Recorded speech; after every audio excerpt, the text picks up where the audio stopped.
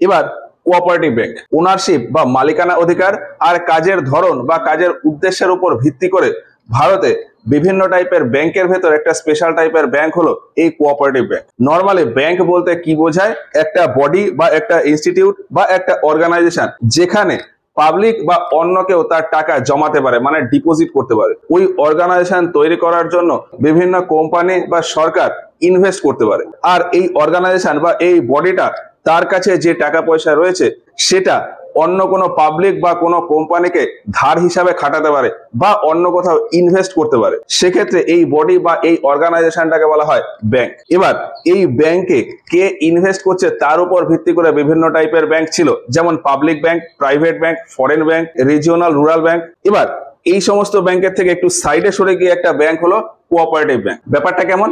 Initially bank establish করার জন্য সরকার বা কোনো কোম্পানির কাছ থেকে টাকা পয়সা না নিয়ে যদি কোনো একটা নির্দিষ্ট এরিয়ার লোকজনের কাছ থেকে টাকা পয়সা তুলে ওই এরিয়াতে একটা অর্গানাইজেশন তৈরি করা হয় যেটা শুধুমাত্র ওই এরিয়াতেই ব্যাংকিং সার্ভিস দেবে, সেক্ষেত্রে ওই অর্গানাইজেশন বা ওই ব্যাংকটাকে বলা হবে কোঅপারেটিভ ব্যাংক। আমি খুব সিম্পল একটা উদাহরণ দিব। আমরা যে পাড়াতে থাকি বা যে এরিয়াতে থাকি সেই এরিয়াতে নিশ্চয়ই কোনো না কোনো ক্লাব আছে। এবার ওই ক্লাবের মেম্বাররা নিজেরা কিছু কিছু পরিমাণ অর্থ দিয়ে একটা বড় অ্যামাউন্টের অর্থ নিজেদের কাছে জমালো, জমিয়ে পাড়াতে হয়তো প্রচার করলো যে কারোর যদি কখনো অর্থের প্রয়োজন হয় আমাদের কাছ থেকে, মানে ক্লাবের কাছ থেকে ধার হিসেবে নিয়ে যেতে পারে। আর আরো প্রচার করলো যে কেউ যদি তাদের অর্থ আমাদের কাছে, মানে ক্লাবের কাছে জমাতে চায় সেটাও করতে পারে। আর এই সুবিধা শুধুমাত্র এই পাড়ার জন্য বা শুধুমাত্র এই এরিয়ার জন্যই রয়েছে। এবার এই জায়গাটা আমি যদি দেখি, ক্লাব এখানে একটা ব্যাংকের মতন কাজ করছে, আর ক্লাবের এই কাজটাই যখন একটু বড় আকারের হয়ে যাবে, স্টেটে আমি রেজিস্টার করিয়ে নেব, তখন এই ক্লাবটাকে বলা হবে একটা কোঅপারেটিভ ব্যাংক। এবার কোনো একটা পাড়ার বা কোনো এরিয়ার ক্ষেত্রে ক্লাব হয়তো এই কাজটা করলো না, ওই পাড়ার অন্যান্য বেশ কিছুজন মানুষ মিলে হয়তো এই সেম কাজটাই করলো, নিজেরা কিছু টাকা পয়সা দিয়ে একটা বড় অ্যামাউন্টের অর্থ জোগাড় করলো, তারপর পাড়াতে প্রচার করলো এবং ওই একই টাইপের ব্যাংকিং সার্ভিস দিল। আর ওই কজন লোক মিলে এই কাজ করার জন্য একটা অফিসের প্রতিষ্ঠা করলো, সেক্ষেত্রে ওই অফিসটাকেও বলা হবে কোঅপারেটিভ ব্যাংক। তো কোঅপারেটিভ ব্যাংকের ধারণা নর্মালি এইভাবেই আসে। এবার এইখানে আবার বিভিন্ন রকম গল্প আছে। সেটা কিরকম? ধরলাম একটা গ্রামে বা একটা শহরে বা একটা লোকাল এরিয়াতে এরকম একটা অফিস আছে। এই অফিসে কিছু মেম্বার আছে যারা প্রত্যেকে কিছু কিছু পরিমাণ অর্থ দিয়ে একটা ব্যাংকের মতন চালাচ্ছে। এই অবস্থায় ওই অফিসটাকে কিন্তু কোঅপারেটিভ ব্যাংক বলা যাবে না, ওটাকে লোকাল একটা ফাইন্যান্সিয়াল কমিটি বা সমিতি বলা যেতে পারে। ওই অফিসটা যদি লোকজনের টাকা পয়সা তুলে সেখান থেকে পালিয়ে যায় তাহলে কোনো লোকের কিন্তু কিছু বলার থাকবে না, আর ওই টাইপের সমিতিতে নর্মালি লোকজন তেমন ভরসাও করে না। এবার ধরলাম এইরকম একটা অফিস আছে যে সত্যিকারেরই ব্যাংকিং সার্ভিস দিতে চায় পাবলিককে এবং সেই হিসাবে লোকের ভরসাও জোগাতে চায়। সেক্ষেত্রে এই অফিস বা এই ইনস্টিটিউটটাকে স্টেটে রেজিস্ট্রেশন করে রাখতে হবে। এবার স্টেটে রেজিস্ট্রেশন করার জন্য কিছু মিনিমাম ক্রাইটেরিয়া লাগে। সেটা কি? সেটা হলো এই যে অফিস বা এই যে ইনস্টিটিউট যেটা ব্যাংক হিসেবে পরিচালনা হতে চাইছে তাতে মিনিমাম মেম্বার সংখ্যা 50 জন হতে হবে, মানে এই ইনস্টিটিউটে মিনিমাম 50 জনের টাকা পয়সা থাকতে হবে। আর এই অফিসে বা এই যে ব্যাংক তৈরি হতে চাইছে এখানে মিনিমাম 7 জন বোর্ড মেম্বার থাকবে, মানে ওই যে ব্যাংকিং অপারেশন হবে সেটা কিভাবে কি চালাতে হবে ডিসিশন নেওয়ার জন্য যারা থাকবে তাদেরকে বলা হয় বোর্ড মেম্বার বা বোর্ড অফ ডাইরেক্টর। তো ওই অফিসে মিনিমাম 7 জন বোর্ড অফ ডাইরেক্টর থাকবে। আর এই যে অফিস, এই অফিস বা এই বিল্ডিংটা এইরকম ব্যাংকিং এর কাজ হবে বলে ব্লক বা মিউনিসিপ্যালিটি বা ডিস্ট্রিক্টে রেজিস্ট্রেশন থাকতে হবে। এই অফিসটার রেজিস্ট্রেশন ডিস্ট্রিক্টে থাকতে হবে, তার সাথে সাথে এই অফিসে মিনিমাম 50 জন মেম্বার থাকবে আর 7 জন বোর্ড অফ ডাইরেক্টর বা বোর্ড মেম্বার থাকবে। আর টাকা পয়সার ব্যাপারে paid up capital and reserve থাকতে হবে 1 লক্ষ টাকার কম, তবেই এই অফিস বা এই ইনস্টিটিউটটা স্টেটের আন্ডারে রেজিস্ট্রেশন হয়ে যাবে। এখন এই অফিসটা যখন স্টেটে রেজিস্ট্রেশন হয়ে গেল তখনও এটাকে ব্যাংক বলা যাবে না, এটাকে তখন বলা হয় প্রাইমারি ক্রেডিট সোসাইটি। তো কোঅপারেটিভ ব্যাংকের বিভিন্ন রকম লেভেল থাকে, এই লেভেলের সব থেকে নিচে থাকে এই প্রাইমারি ক্রেডিট সোসাইটি, যেটা কোথাও না কোথাও রেজিস্টার্ড রয়েছে। এর নিচেও অনেক ছোট ছোট কমিটি সমিতি থাকে যেগুলো কোথাও রেজিস্টার্ড থাকে না। তো কোঅপারেটিভ ব্যাংকের এই যে বিভিন্ন লেভেল তার সব থেকে নিচে থাকে এই প্রাইমারি ক্রেডিট সোসাইটি। এবার এই প্রাইমারি ক্রেডিট সোসাইটি এটা যদি শুধুমাত্র গ্রাম এলাকায় এবং চাষবাসের সুবিধার জন্য তাদেরকে ব্যাংকিং সার্ভিস দেওয়ার জন্য তৈরি করা হয়, সেক্ষেত্রে তাকে বলা হয় প্রাইমারি এগ্রিকালচারাল ক্রেডিট সোসাইটি। দুটোর লেভেল একই, একদম নিচের লেভেলে নর্মাল এরিয়াতে থাকলে প্রাইমারি ক্রেডিট সোসাইটি, আর যদি রুরাল এরিয়া মানে গ্রাম এলাকায় শুধুমাত্র কৃষিকাজের জন্য ওই অর্গানাইজেশন তৈরি হয়, সেক্ষেত্রে তাকে বলা হয় প্রাইমারি এগ্রিকালচারাল ক্রেডিট সোসাইটি। এবার যেমনটা বললাম যে এই পিসিএস বা পিএসিএস এগুলো স্টেটে রেজিস্টার্ড থাকে। পশ্চিমবঙ্গে এইরকম রেজিস্টার্ড পিসিএস বা পিএসিএস এর সংখ্যা হলো প্রায় 5,500-এরও বেশি, আর পুরো ভারত জুড়ে এরকম পিএসিএস বা পিসিএস এর সংখ্যা টোটাল 1 লক্ষেরও বেশি। আমি কিছু এই প্রাইমারি ক্রেডিট সোসাইটির উদাহরণ দিই, তাহলে ব্যাপারটা আরো ভালো বুঝতে পারবো। পশ্চিমবঙ্গে যেমন বললাম প্রায় 5,500-এরও বেশি পিসিএস রয়েছে। এর ভেতর উত্তর 24 পরগনা জেলায় রয়েছে আমডাঙ্গা SKUS লিমিটেড, মানে আমডাঙ্গা সমবায় কৃষি উন্নয়ন সমিতি লিমিটেড। উত্তর 24 পরগনা ধনেখালিতে রয়েছে ধনেখালি SKUS লিমিটেড। এছাড়া গদাধরপুরে রয়েছে গদাধরপুর SKUS লিমিটেড, অর্থাৎ গদাধরপুর সমবায় কৃষি উন্নয়ন সমিতি লিমিটেড। এই যে পিএসসিএস অর্থাৎ প্রাইমারি এগ্রিকালচারাল ক্রেডিট সোসাইটি, এটা ওই SKUS নামে নরমালি রেজিস্টার্ড থাকে। SKUS মানে কি? সমবায় কৃষি উন্নয়ন সমিতি। তো যাই হোক, এই পিসিএস অর্থাৎ প্রাইমারি ক্রেডিট সোসাইটি আর প্রাইমারি এগ্রিকালচার ক্রেডিট সোসাইটি এইটার ব্যাপারটা গেল। এবার ধরলাম একটা পিএসসিএস বা পিসিএস আছে, সে তার সাইজটা আরো একটু বড় করতে চাইছে, তার হয়তো মেম্বারের সংখ্যা আরো অনেক বেশি হয়ে গেল, ওই পিসিএস এ হয়তো আরো প্রচুর মানুষ ডিপোজিট করতে চাইবে, সেক্ষেত্রে ওই পিসিএস এর আকার আরো একটু বাড়িয়ে দিতে হবে। এখন পিসিএস এর আকার যত বাড়বে তার ব্যাংকিং সার্ভিসের পরিমাণও কিন্তু বাড়বে।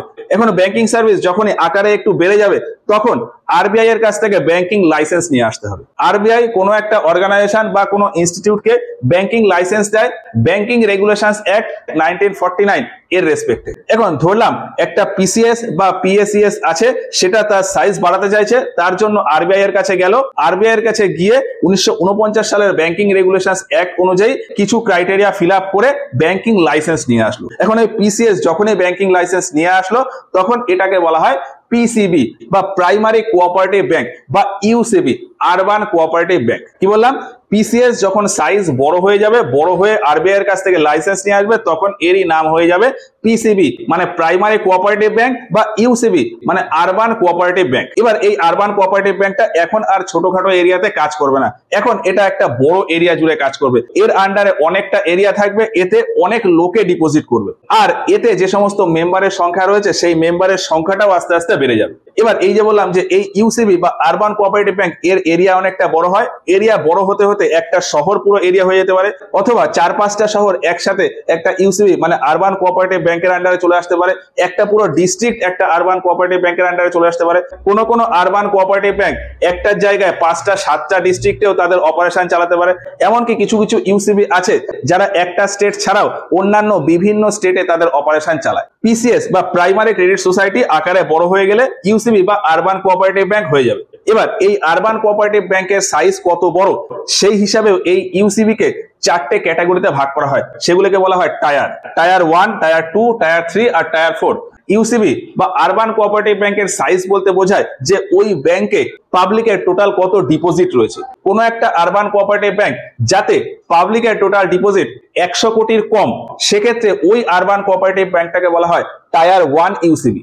এখন কোন একটা ইউসিবি যেখানে পাবলিকের টোটাল ডিপোজিট হয়তো 100 থেকে 1000 কোটির ভেতর, সেক্ষেত্রে এই ইউসিবিটাকে বলা হয় টায়ার 2 ইউসিবি। এবার কোন একটা আরবান কোঅপারেটিভ ব্যাংক হয়তো আছে যেখানে পাবলিকের টোটাল ডিপোজিট 1000 কোটির বেশি কিন্তু 10,000 কোটির কম, সেক্ষেত্রে ওই আরবান কোঅপারেটিভ ব্যাংকটাকে বলা হয় টায়ার 3 ইউসিবি। আর কোন একটা ইউসিবি যেখানে পাবলিকের টোটাল ডিপোজিট 10,000 কোটির বেশি, সেক্ষেত্রে ওই ইউসিবিটাকে বলা হয় টায়ার 4 ইউসিবি। তো ইউসিবি বা আরবান কোঅপারেটিভ ব্যাংক সম্পর্কে ওভারঅল একটা ধারণা তো হলো। এবার এই urban cooperative bank banking operation করার জন্য আরবিআই এর কাছ থেকে ব্যাংকিং রেগুলেশনস নিয়ে আসছে। এবার ব্যাংকিং সার্ভিসের ক্ষেত্রে আরবিআই এর আরেকটা প্রভিশন রয়েছে শিডিউলড বা নন শিডিউলড। এই যে আরবান কোঅপারেটিভ ব্যাংকের কথা বললাম, এগুলো ব্যাংকের কাছ থেকে লাইসেন্স তো নিয়ে আসছে ঠিকই, কিন্তু এই ইউসিবি গুলো আরবিআই অ্যাক্ট 1934 এর শিডিউল 2 তে রেজিস্টার্ড থাকতেও পারে, নাও থাকতে পারে। ইউসিবি গুলো যদি শিডিউল 2 তে রেজিস্টার্ড থাকে সেক্ষেত্রে বলা হয় শিডিউলড আরবান কোঅপারেটিভ ব্যাংক, যদি শিডিউল 2 তে রেজিস্টার্ড না থাকে সেক্ষেত্রে বলা হয় non scheduled urban cooperative bank. Scheduled ব্যাংকের ক্ষেত্রে আমরা জানি যে কোনো একটা ব্যাংক যদি শিডিউলড হয় তাহলে তাকে সিআরআর আর এসএলআর মেনটেন করতে হয়। সেক্ষেত্রে কোনো একটা আরবান কোঅপারেটিভ ব্যাংক সেটাও যদি শিডিউলড হয় তাকে তার সিআরআর এসএলআর মেনটেন করতে হয় ওই 4% আর 18% করে। অন্যদিকে যদি নন শিডিউলড ব্যাংক হয় তাহলে তাকে আর ওই সিআরআর এসএলআর মেনটেন করার প্রয়োজন হয় না। কিন্তু এই আরবান কোঅপারেটিভ ব্যাংকের ক্ষেত্রে বলা হয় যে এই ব্যাংক যদি নন শিডিউলড হয়, মানে কোনো একটা নন শিডিউলড আরবান কোঅপারেটিভ ব্যাংক, তাকে তো সিআরআর এসএলআর মেনটেন করতে হচ্ছে না, কিন্তু তাকে তার টোটাল যে এনডিটিএল তার 25% রিজার্ভ হিসাবে রেখে দিতে হবে। এই যে আরবান কোঅপারেটিভ ব্যাংক, এটা যেহেতু ওই পিসিএস থেকেই আপডেট হয়েছে, ফলে এই ইউসিবি স্টেটের আন্ডারে তো রেজিস্টার্ড রয়েছেই, এর সাথে সাথে ব্যাংকিং রেগুলেশনস অ্যাক্ট 1949 এতেও রেজিস্ট্রেশন হয়ে গেল। এবার এই ইউসিবি একটা সিঙ্গেল স্টেটে তার অপারেশন করতে পারে অথবা বিভিন্ন স্টেটে তার অপারেশন করতে পারে। যদি একটা সিঙ্গেল স্টেটে অপারেশন করে সেক্ষেত্রে ওই ইউসিবিটাকে ইউসিবি বলা হয়। এখন কোন ইউসিবি যদি মাল্টি স্টেটে গিয়ে অপারেশন করে সেক্ষেত্রে তাকে বলা হয় multi state urban cooperative bank. এবার কোনো একটা ইউসিবি একটার থেকে বেশি স্টেটে তাদের কাজ করতে চাইলে সেন্ট্রালে এক জায়গায় রেজিস্ট্রেশন করে রাখতে হয়, সেটা হলো central registrar for cooperative society. আর এই ইউসিবি সিঙ্গেল স্টেট বা মাল্টি স্টেটে অপারেশন করতে গেলে তাদের টোটাল ভ্যালুতেও কিছুটা পার্থক্য থাকে। কোনো একটা আরবান কোঅপারেটিভ ব্যাংক যদি শুধুমাত্র একটা স্টেটে তাদের কাজ করতে চায় সেক্ষেত্রে ওই আরবান কোঅপারেটিভ ব্যাংকের ক্যাপিটাল 2 কোটির বেশি হতে হবে। এবার কোনো একটা আরবান কোঅপারেটিভ ব্যাংক যদি মাল্টি স্টেটে মানে একটার বেশি স্টেটে তাদের অপারেশন করতে যায় সেক্ষেত্রে তার নেট ক্যাপিটাল বা নেট ওর্থ 5 কোটির বেশি হতে হবে। তো যাই হোক, বিভিন্ন লেভেলে বিভিন্ন আরবান কোঅপারেটিভ ব্যাংক বিভিন্ন রকম সার্ভিস দেয়। আরবিআই এর রেকর্ড অনুযায়ী পুরো ভারত জুড়ে শিডিউলড আরবান কোঅপারেটিভ ব্যাংকের সংখ্যা হলো 50 আর নন শিডিউলড আরবান কোঅপারেটিভ ব্যাংকের সংখ্যা 1407।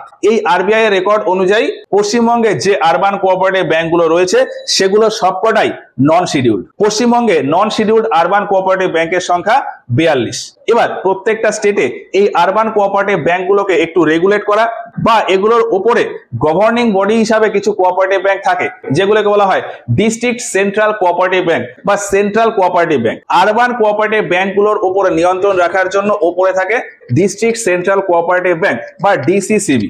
এগুলোকে সেন্ট্রাল কোঅপারেটিভ ব্যাংক বা সিসিবিও বলা হয়। এবার কিছু ডিসিসিবি বা সিসিবি আছে যারা শুধুমাত্র তাদের নিচে থাকা ইউসিবি অর্থাৎ আরবান কোঅপারেটিভ ব্যাংক বা পিসিবি অর্থাৎ প্রাইমারি কোঅপারেটিভ ব্যাংক, পিসিএস অর্থাৎ প্রাইমারি ক্রেডিট সোসাইটি বা পিএসিএস অর্থাৎ প্রাইমারি এগ্রিকালচারাল ক্রেডিট সোসাইটি এগুলোকে রেগুলেট করে বা এইগুলোকে ফাইন্যান্সিয়াল সাপোর্ট দেয়। আবার কিছু ডিসিসিবি এরকম আছে যারা ওই ইউসিবি বা পিসিবি বা পিসিএস বা পিএসিএস এদেরকে তো গভর্ন করেই, ফাইন্যান্সিয়াল সাপোর্টও দেয়, আবার এর পাশাপাশি পাবলিকের সাথেও ডিল করে। মানে পাবলিক বা কোম্পানি থেকে ডিপোজিটও নেয়, আবার পাবলিক বা কোম্পানিকে লোনও দেয়। তো যাই হোক, এই ইউসিবি বা পিসিএস বা পিএসিএস এদের উপরে থাকে ডিসিসিবি বা সিসিবি। আরবিআই এর ডেটা অনুযায়ী পুরো ভারত জুড়ে এই ডিস্ট্রিক্ট সেন্ট্রাল কোঅপারেটিভ ব্যাংকের সংখ্যা 352। এর ভেতর পশ্চিমবঙ্গে রয়েছে 17টা ডিসিসিবি। অন্যদিকে ন্যাশনাল কোঅপারেটিভ ডেটাবেসের তথ্য একটু আলাদা। ন্যাশনাল কোঅপারেটিভ ডেটাবেসের ওয়েবসাইট অনুযায়ী ভারত জুড়ে টোটাল ডিসিসিবি এর সংখ্যা 338।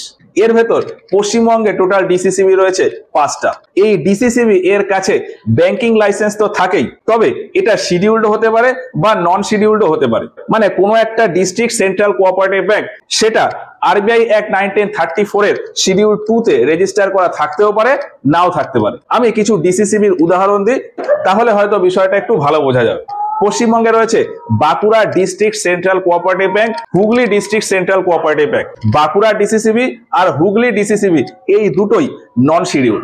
এছাড়া পশ্চিমবঙ্গে রয়েছে দার্জিলিং ডিসিসিবি, মুর্শিদাবাদ ডিসিসিবি, মালদা ডিসিসিবি। এই দার্জিলিং, মুর্শিদাবাদ আর মালদা এই তিনটে ডিসিসিবি শিডিউলড নাকি নন শিডিউলড সেই রকম কোনো এক্সাক্ট ইনফরমেশন ইন্টারনেটে পাওয়া যায়নি। তো যাই হোক, এইগুলো হচ্ছে normally district central cooperative bank. এবার ব্যাপারটা এরকম না যে ভারতের যে কটা স্টেট আছে প্রত্যেকটা স্টেটেই কিছু না কিছু ডিসিসিবি থাকবে।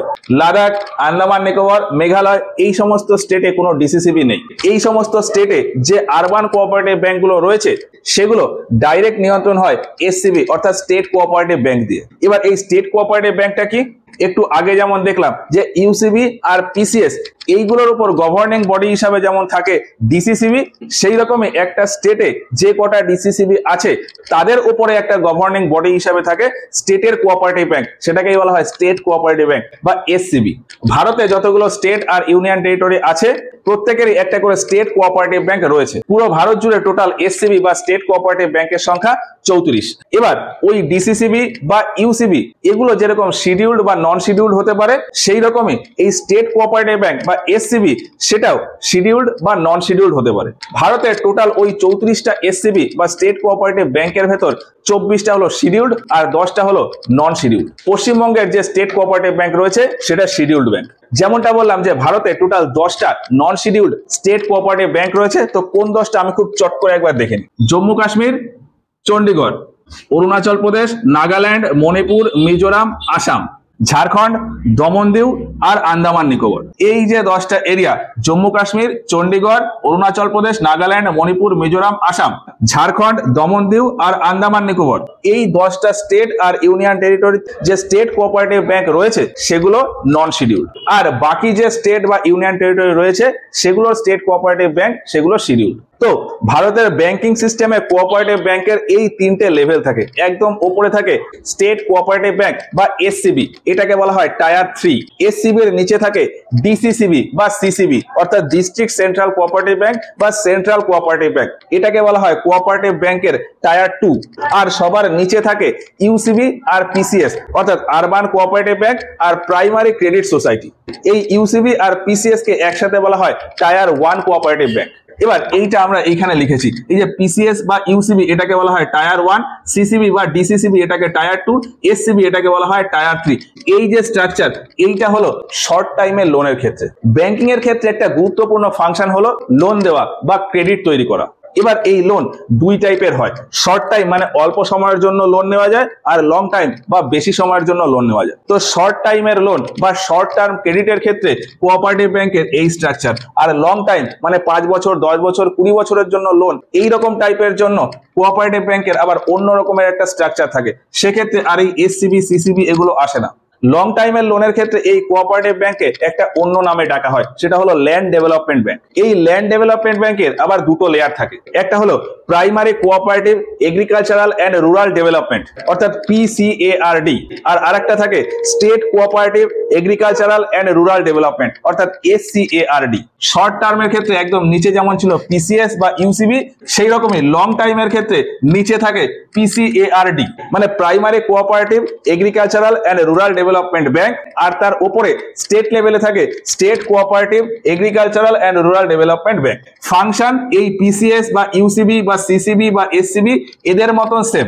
পিসিএআরডি এর ফাংশন ইউসিবির মতো সেম, আর এসসিএআরডি এর ফাংশন এই এসসিবি এর মতো সেম। এবার সংখ্যার কথাটা আমি যদি বলি, এসসিবি যেরকম প্রত্যেকটা স্টেটে অলমোস্ট রয়েছে, টোটাল 34টা রয়েছে, কিন্তু অন্যদিকে এসসিএআরডিবি এটা কিন্তু প্রত্যেকটা স্টেটে নেই। পুরো ভারতের ভেতর মাত্র 14টা স্টেটে রয়েছে ওই এসসিএআরডিবি। পশ্চিমবঙ্গে রয়েছে, এর নাম হলো West Bengal state cooperative agricultural and rural development bank. Short টার্মের ক্ষেত্রে এই স্টেট কোঅপারেটিভ ব্যাংক বা এসসিবির নিয়ন্ত্রণে যেমন কিছু ডিসিসিবি থাকে, সেই রকমই লং টার্মের ক্ষেত্রে এসসিএআরডিবি এর নিয়ন্ত্রণে কিছু পিসিএআরডিবি থাকে। পশ্চিমবঙ্গের ক্ষেত্রে যে এসসিএআরডিবি রয়েছে তার নিয়ন্ত্রণে টোটাল 24টা পিসিএআরডিবি রয়েছে। পুরো ভারত জুড়ে টোটাল পিসিএআরডিবি এর সংখ্যা 526। এর ভেতর পশ্চিমবঙ্গে রয়েছে কটা? 24টা। সব থেকে বেশি পিসিএআরডিবি রয়েছে কর্ণাটকে 181টা, তারপরে রয়েছে তামিলনাড়ু 176টা। এবার আমি এই কোঅপারেটিভ ব্যাংক নিয়ে কিছু মিসলেনিয়াস কথা বলবো। যে কোনো কোঅপারেটিভ ব্যাংক হিসেবে পরিচালনা হওয়ার আগে একটা কোঅপারেটিভ সোসাইটি থাকে, আর কোঅপারেটিভ সোসাইটি গুলোকে ম্যানেজ করার জন্য প্রত্যেকটা স্টেটে কোঅপারেটিভ সোসাইটি অ্যাক্ট থাকে। যেমন পশ্চিমবঙ্গে রয়েছে West Bengal state cooperative society act 1983।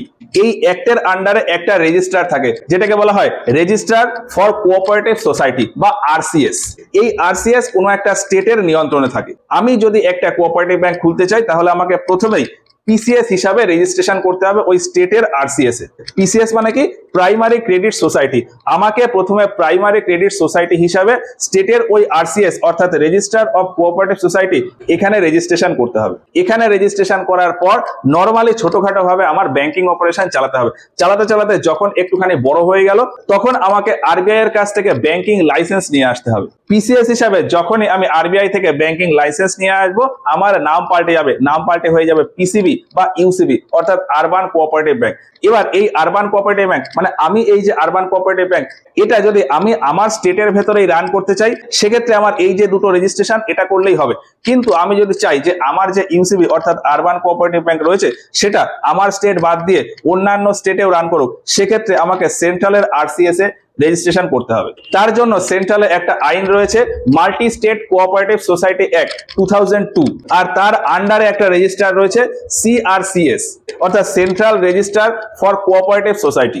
ভারতে বর্তমানে টোটাল মাল্টি স্টেট কোঅপারেটিভ ব্যাংকের সংখ্যা 67। কিছু উদাহরণ দিই, যেমন অভ্যুদয়া কোঅপারেটিভ ব্যাংক লিমিটেড, এছাড়া cooperative bank of Rajkot, cosmos bank, eastern railway employees cooperative bank limited, এগুলো সবই মাল্টি স্টেট কোঅপারেটিভ ব্যাংক। এখন ভারতে সব থেকে পপুলার হলো ওই urban cooperative bank. Normally cooperative bank বলতে ওই আরবান কোঅপারেটিভ ব্যাংকই বোঝায়। এবার এই আরবান কোঅপারেটিভ ব্যাংকের ওপর পলিটিক্যাল ইনফ্লুয়েন্স অনেক বেশি থাকে যার জন্য বিভিন্ন ইউসিবি বা আরবান কোঅপারেটিভ ব্যাংক সেগুলো ফেলও হয়ে যায়। তো এই কোঅপারেটিভ ব্যাংকের ওপরে কিভাবে পলিটিক্যাল ইনফ্লুয়েন্স থাকে আর তার জন্য ব্যাংক কিভাবে ফেল হয়ে যায় সেটা এর পরে ক্লাসে গিয়ে বুঝিয়ে দেবো।